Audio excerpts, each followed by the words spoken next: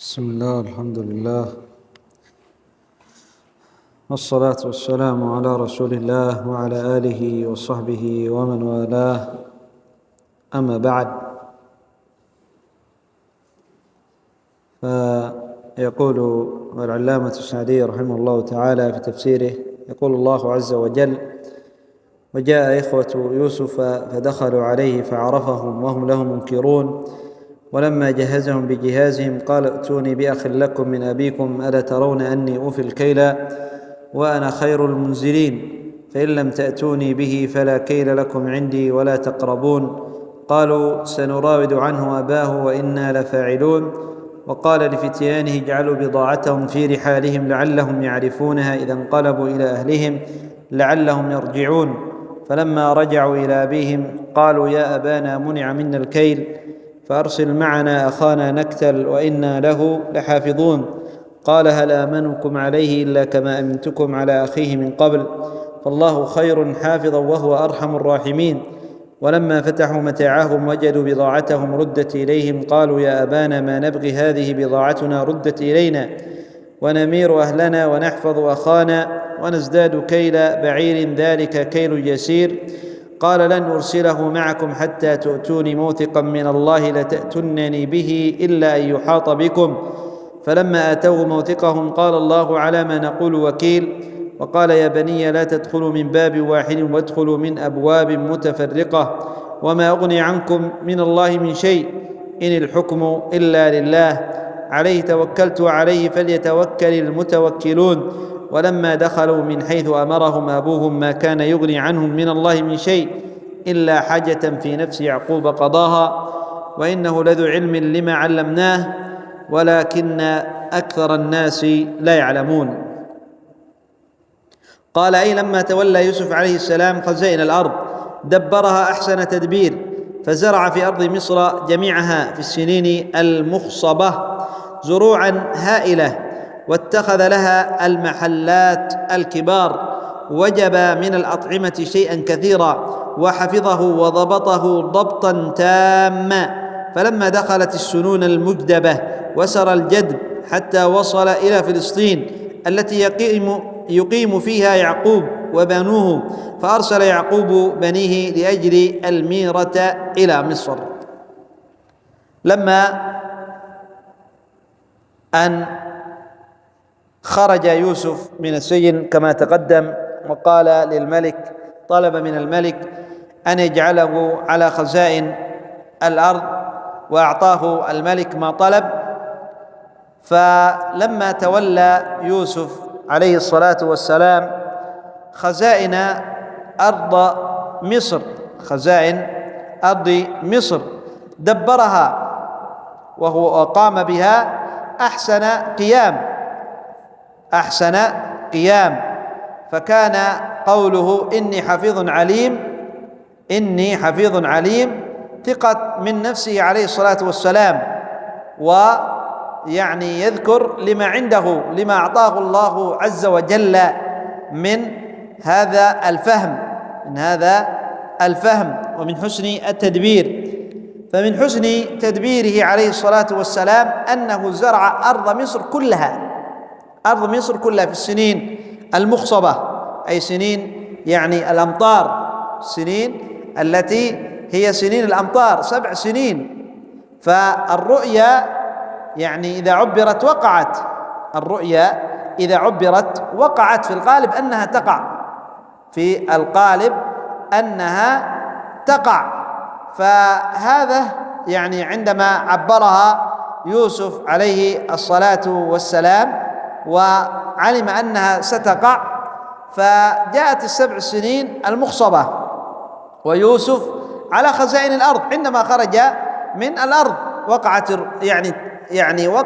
الرؤيا بعد تعبيرها مباشرة، فزرع أرض مصر كلها، لأن يوسف عليه الصلاة والسلام قال يعني في هذه، قال: تزرعون 7 سنين دأبا، تواصل، زراعة متواصلة وكثيرة، تزرعون 7 سنين دأبا، فما حصدتم فذروه في سنبله، أي ابقوه في سنبله، أي ابقوه في سنبله.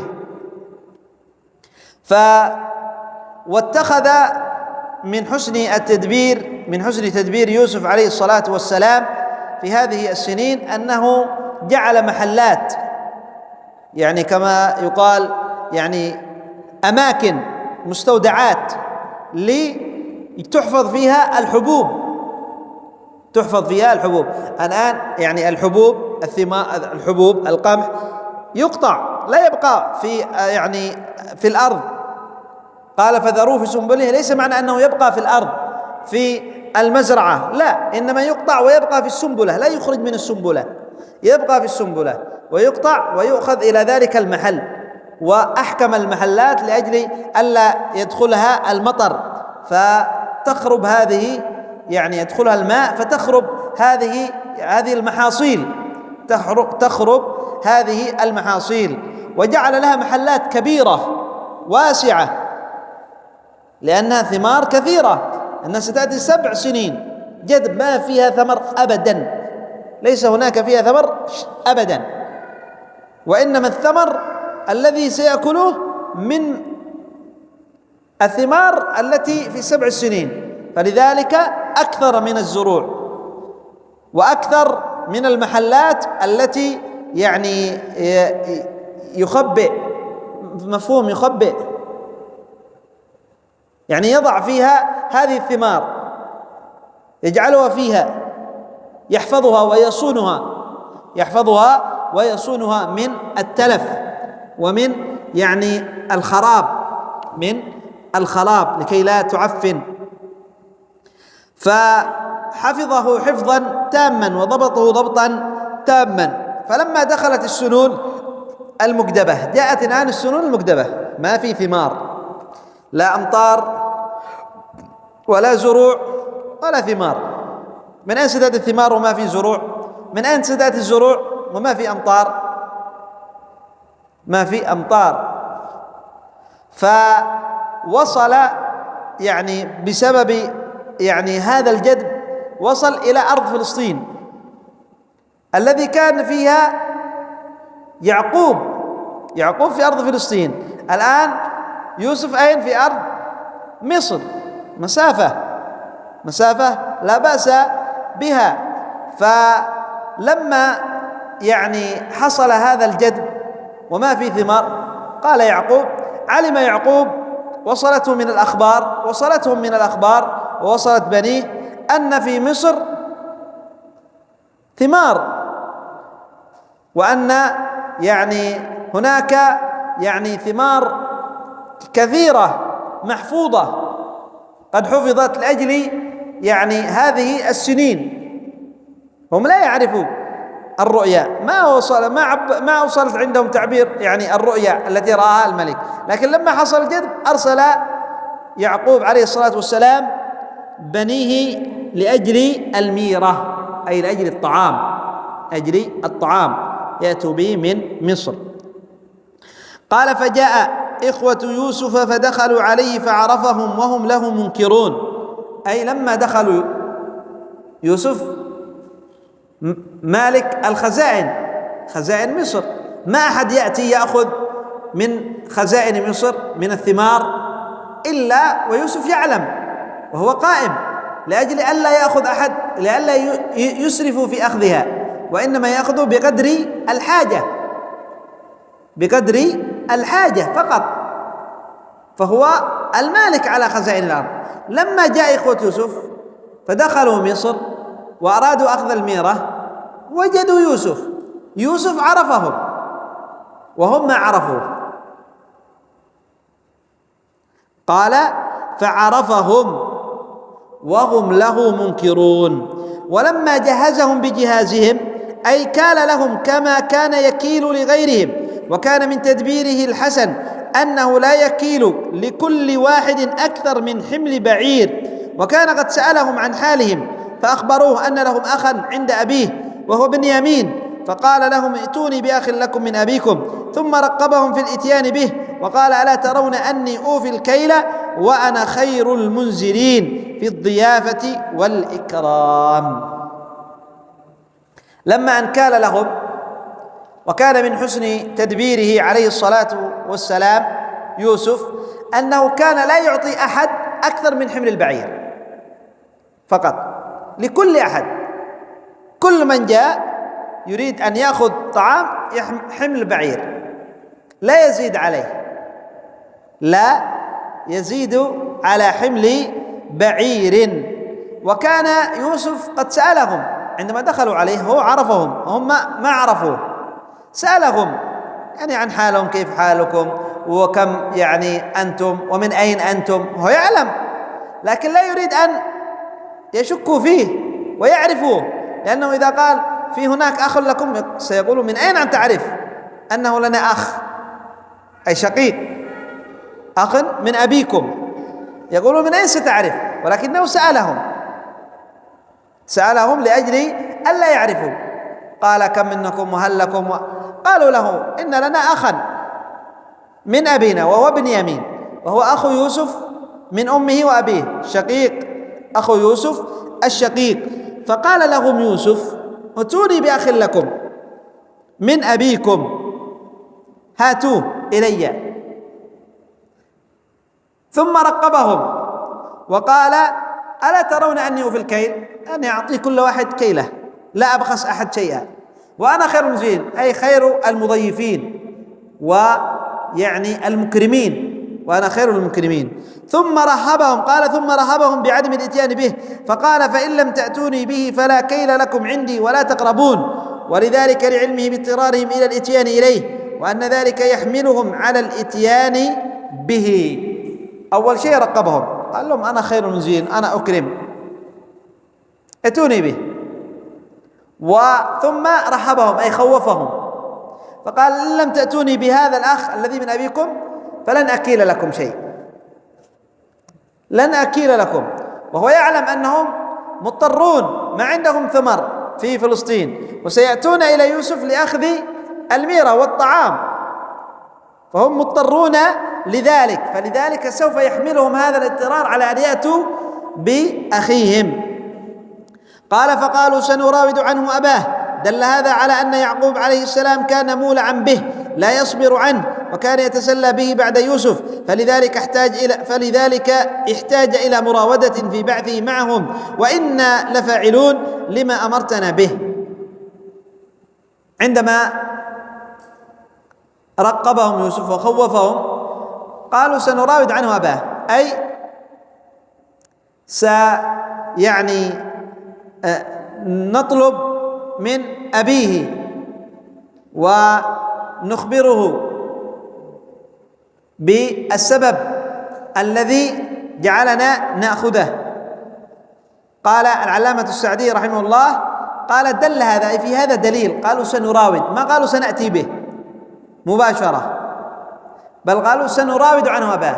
دل على أن يعقوب عليه الصلاة والسلام كان مولعا ببنيامين بعد أن فقد يوسف أحب بنيامين حبا شديدا، وكان يحب يوسف أكثر وبنيامين. قالوا ايش في ذا قد كان في يوسف أخوته إذ قالوا ليوسف وأخوه أحب إلى أبينا منا، وأخوه أي بنيامين يحب بنيامين أكثر من بقية أيضا الإخوة، لكن ليس كحب يوسف. فلما أن فقد يوسف صار مولعا ببنيامين، لا يفارقه ولا يصبر عنه، أي أن يفارقه، وكان يتسلى به، يفرح به بعد يعني فقدان يوسف عليه الصلاة والسلام. فلذلك احتاج أن يقولوا إنا سنراوده، ما قالوا سنأتي، وإنا لفاعلون، أي لما أمرتنا به أننا سنأتي به، نحاول لأبينا أن يعطينا أخينا.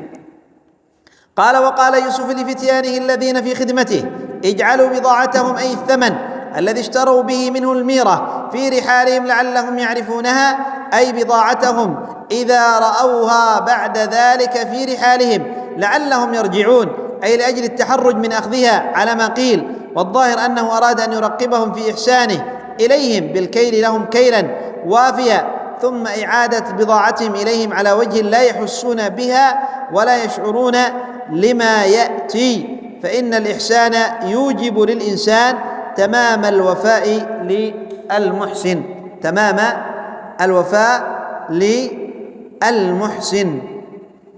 فلما أن قال لهم هذا الكلام يوسف عليه الصلاة والسلام قال لإخوانه، قال لفتيانه أي الذين يعني في خدمته الذين يكيلون، هو المالك على خزائن مصر، هو الملك على خزائن مصر، ليس ملك مصر آخر، هو الملك على الخزائن، هو يضبط، وكما يقال المدير، وهناك عمال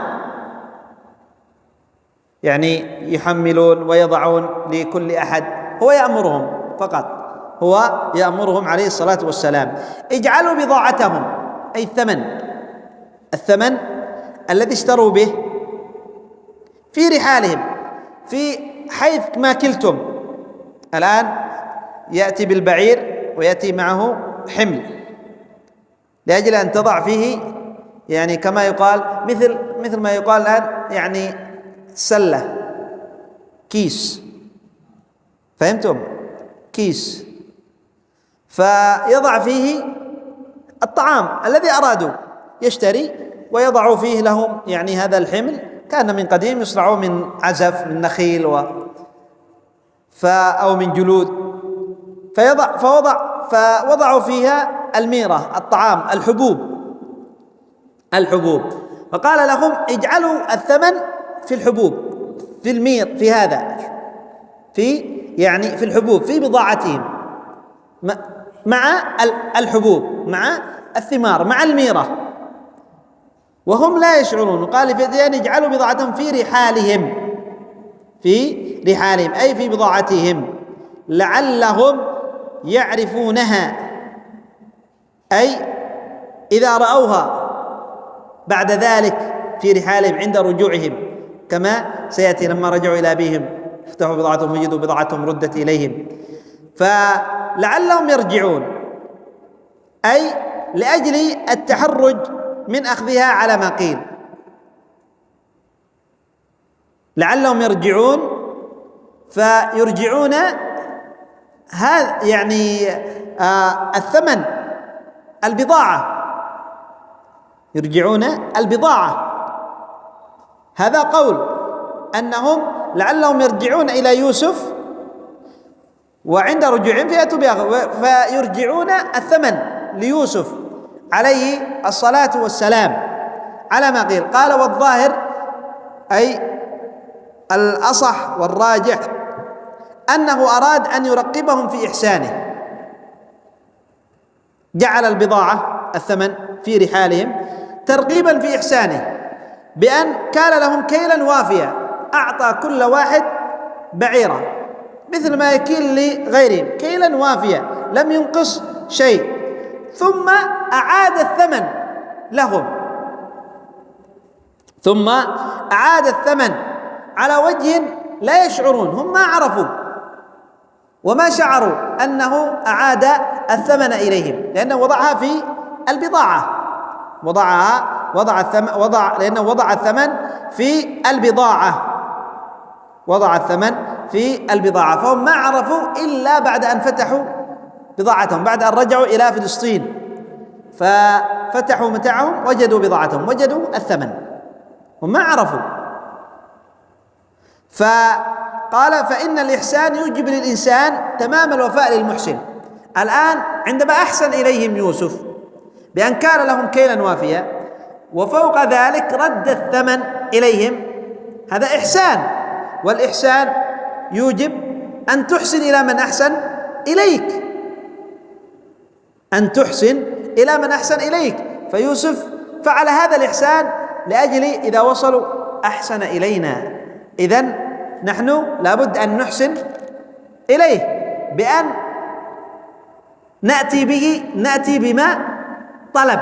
ماذا طلب؟ بنيامين. هذا الذي أراده يوسف عليه الصلاة والسلام، وهذا هو الظاهر كما قال العلامة السعدي، أنه أراد أن يظهر لهم إحسانه لأجل أن يوفوا بالإحسان، بأن يردوا الإحسان إلى يوسف عليه الصلاة والسلام. وهذا الظاهر هو الذي يدل عليه كما في الآيات: يا أبانا ما نبغي هذه بضاعتنا ردت إلينا، يعني أحسن إلينا فنحن سنحسن إليه.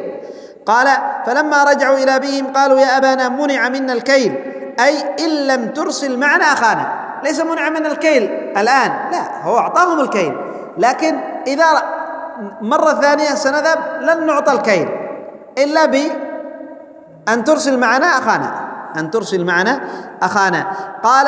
قال إن لم ترسل معنا أخانا فأرسل معنا أخانا نكتل، أي ليكون ذلك سببا لكيلنا. ليس اسم، بعضهم ما اسم أخو يوسف؟ قال نكتل. بعضهم يسمي هذا الاسم، موجود عندكم صح في إندونيسيا اسم نكتل. بعضهم يظن أن اسم أخو يوسف نكتل ويستدل بهذه الآية: أرسل معنا أخانا نكتل. لا، أرسل معنا أخانا لكي يكون سببا لكيلنا، لأنه قالوا في بداية الآية يا أبانا منع منا الكيل، فأرسل معنا أخانا لأجل أن نكتال ليكون ذلك سببا لكيلنا. ليس اسم أخو يوسف نكتل، وإنما اسمه بنيامين. قال: ثم التزموا له بحفظه، أي التزموا لأبيهم بأن يحفظوا أخاهم، فقالوا وإنا له لحافظون من أن يعرض له ما يكره. قال لهم يعقوب عليه السلام: هل آمنكم عليه إلا كما أمنتكم على أخيه من قبل، أي قد تقدم منكم التزام أكثر من هذا. ذكر ما حصل من التزامهم ليوسف: يا أبانا أرسل معنا أخانا يوسف. إيش الآيات؟ قالوا إنا له لحافظون، أرسله معنا غدا يرتع ويلعب، وإنا له لحافظون. ما لك لا تأمنا على يوسف وإنا له لحافظون، أرسله معنا غدا يرتع ويلعب. قالوا يا أبانا ما لك لا تأمنا على يوسف وإنا له لناصحون، أرسله معنا غدا يرتع ويلعب وإنا له لحافظون. قال إني أخاف أن يأكلها الذئب وأنتم عنه غافلون. قالوا لئن أكله الذئب ونحن عصبة إنا إذن لخاسرون. قدموا التزامات كثيرة، التزموا بأن يحفظوا يوسف عليه الصلاة والسلام وما وفوا بهذا الالتزام. فهنا قال لهم يعقوب عليه الصلاة والسلام: هل آمنكم عليه، أي على بنيامين، كما أمنتكم على أخيه من قبل؟ أنتم في يوسف التزمتم لي ولكن لم توفوا الالتزام.